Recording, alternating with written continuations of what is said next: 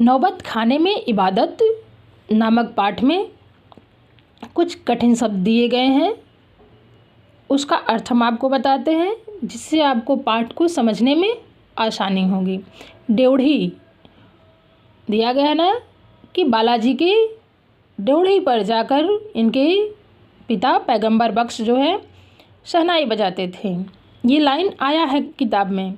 तो ड्योढ़ी का मतलब दरवाज़ा होता है, गेट होता है या दहलीज होता है, जो आप समझिए बस वो होता है। दरवाज़ा समझ लीजिए, गेट समझ लीजिए या दहलीज, तीनों का एक ही अर्थ होता है। कभी कभी गांव में लोग चौखट भी कहते हैं, चौखट। इस ड्योढ़ी का यही अर्थ होगा। क्योंकि इस पाठ में बहुत ज़्यादा उर्दू शब्दों का प्रयोग किया हुआ है, इसलिए इसके शब्दार्थ हम आपको बता रहे हैं। रियाज, रियाज का मतलब अभ्यास या इंग्लिश में उसे प्रैक्टिस भी कहते हैं। मार्फत, मार्फत मतलब द्वार। नेमत मतलब ईश्वर की देन।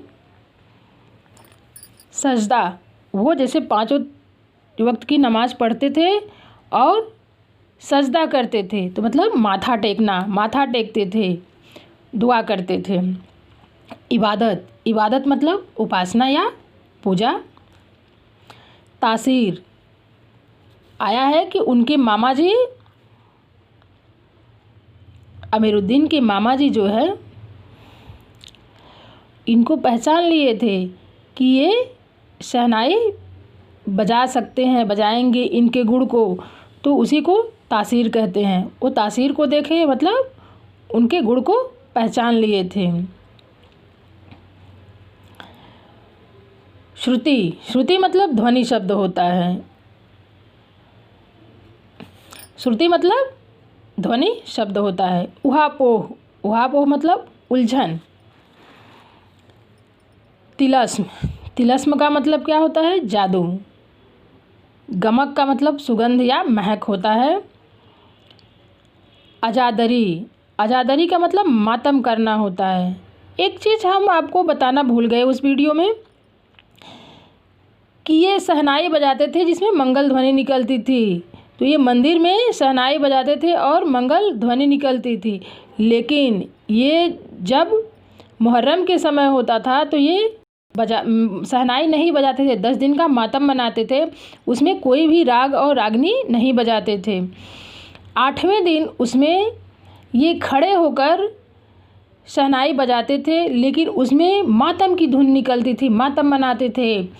और 8 किलोमीटर तक ये पैदल चल के आंसू बहाते हुए या मातम की धुन बजाते हुए पैदल चलते थे। ये इनके यहाँ ये दोनों तरफ काम करते थे। मुस्लिम संप्रदाय को भी मानते थे और वहाँ मातम में भी बजाते थे शहनाई मुहर्रम के समय, और मंदिर में भी बजाते थे। ये विश्वनाथ मंदिर में भी बजाए हैं।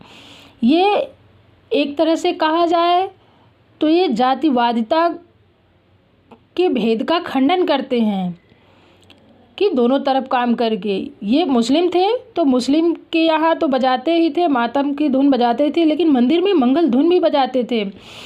और कहा जाता है इनके बारे में, पाठ में दिया भी गया है कि एक बार ये अपनी शहनाई बजा रहे थे तो किसी साधु ने इन्हें कहा बजाते रहो, बजाते रहो। ये मानते हैं कि उसी साधु का कहा हमें लगा है कि हम आज तक बजाते रहे हैं, उस साधु का आशीर्वाद हमें आज तक फलित हुआ है, जिससे हम अपनी शहनाई बजाते रहते हैं।